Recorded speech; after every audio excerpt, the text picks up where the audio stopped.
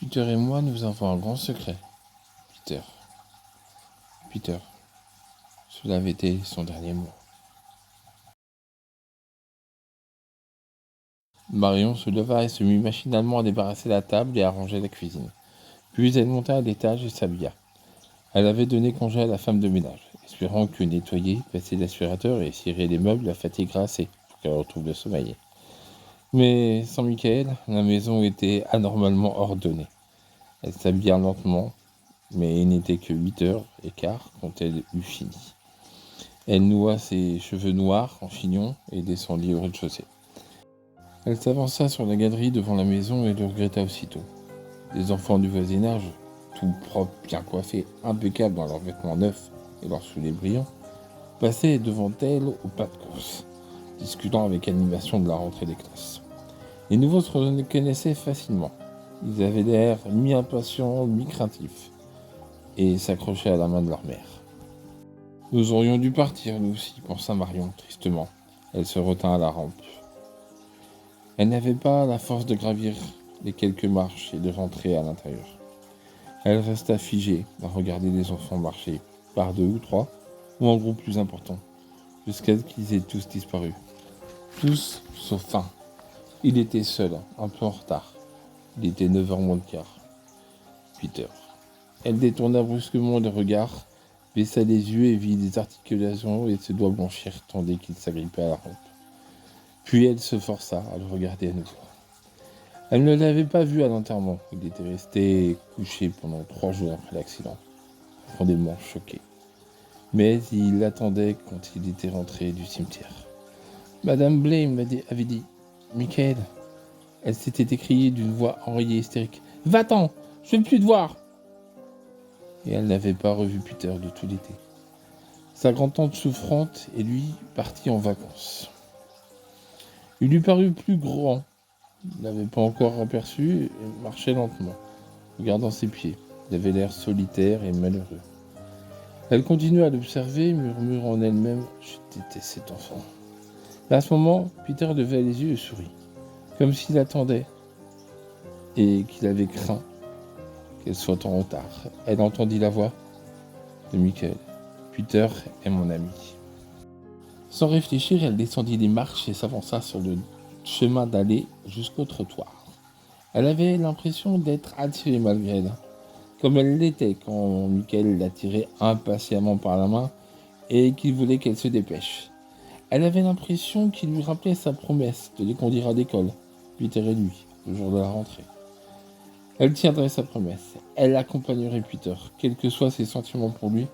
On ne pouvait pas laisser un petit garçon affronter tout seul le jour de la rentrée. Elle était devant lui. Elle avait des lèvres sèches, gercées. Scott avait dit qu'elle ne surmontait pas la perte de Michael tant qu'elle n'aurait pas pardonné à cet enfant. « Hello, Peter !» Sa voix douce était à peine audible. Il la salua d'un air décontracté, comme s'il avait oublié les 3 mois passés. « Je vais t'accompagner à l'école. » Il hocha la tête et se mit à trotter à côté d'elle. « Je sais, Michael avait dit que vous aviez promis. » Sa voix vacillait en prononçant le nom de son ami. Et elle pensa, avec une compassion mêlée de rancœur, que Peter avait sans doute passé un été solitaire lui aussi. Marion observa ses mains vides. « Tu n'as pas apporté de quoi manger ou t'acheter du lait ?» demanda-t-elle. L'école le recommandait. « Je sais. » Peter avait un ton résigné. « Je rappelais à ma tante, mais elle a oublié. Elle oublie toujours tout. » Puis sa voix prit intention. « Je n'ai pas faim. Mais vous croyez que j'aurais dû apporter une feuille ?» « Une feuille ? Oui, les enfants qui étaient à l'école l'année dernière nous ont dit, à Michael et moi, que si on apportait une feuille ou quelque chose d'autre, on pourrait en parler en classe. Au jeu montre et raconte. Michael essaya d'en attraper une très grande quand il est tombé. Je lui avais dit qu'on avait le temps, mais il voulait le faire. Michael avait voulu attraper une feuille. Marion ferma les yeux, revoyant la scène dans le cours derrière la maison. Puis elle s'arrêta brusquement et fit face à Peter. « Mais pourquoi Michael a-t-il voulu grimper sur la branche morte ? Elle n'avait plus de feuilles. » Peter la regarda étonné. Il n'est pas tombé de la branche morte. Il était sur celle du dessus quand il est tombé. J'ai eu peur et je suis monté sur la branche morte pour le rattraper. C'est à ce moment-là qu'elle s'est cassée. mais je me tenais encore à l'arbre. Marion tomba à genoux devant Peter et mit ses 2 mains sur ses épaules. Peter, je t'en prie, c'est terriblement important. Es-tu sûr que Michael n'a pas tombé de la branche morte? Es-tu vraiment, vraiment sûr? Peter parut encore plus étonné. Mais je vous l'ai dit, il essayait d'attraper une feuille. Elle attira sa tête contre son cou. Merci, merci, sanglota-t-elle. Je n'ai pas tué mon enfant, je n'ai pas tué mon enfant. Oh, Michael. Et pour la première fois depuis sa mort, prononcer son nom lui apporta la paix.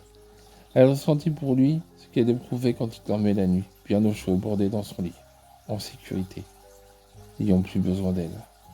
Peter se dégagea un peu. Michael et moi, on avait un grand secret.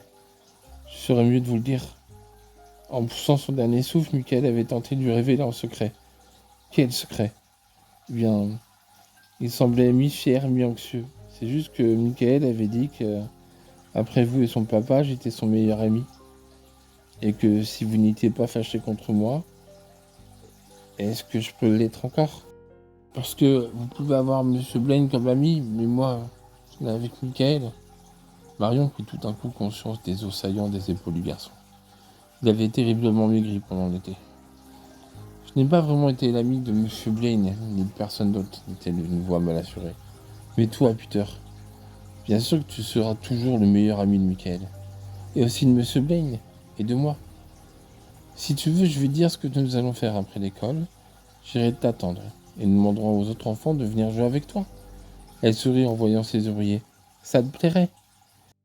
Les jouets de Michael étaient rangés dans le placard du sous-sol. Elle allait les sortir. Peter avait toujours pris un tel plaisir à les démonter.